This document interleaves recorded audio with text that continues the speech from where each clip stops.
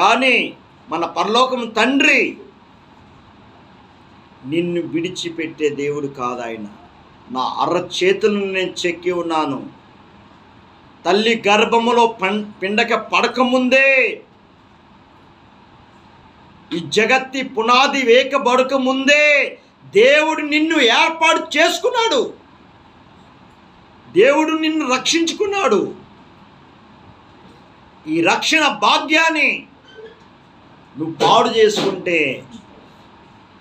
దేవుడు జీవముని చేతులు పెట్టాడు, దేవుడు మరణముని చేతులు పెట్టాడు. ఈరోజు దేవుడు నీతో సూటిగా మాట్లాడుతున్నాడు. ఈరోజు దేవుడు సూటిగా మాట్లాడుతూ, మారు మనసు లేకపోతే ఇప్పుడే మారు మనసు పొందు, ఆయన రక్తములో కడగబడు.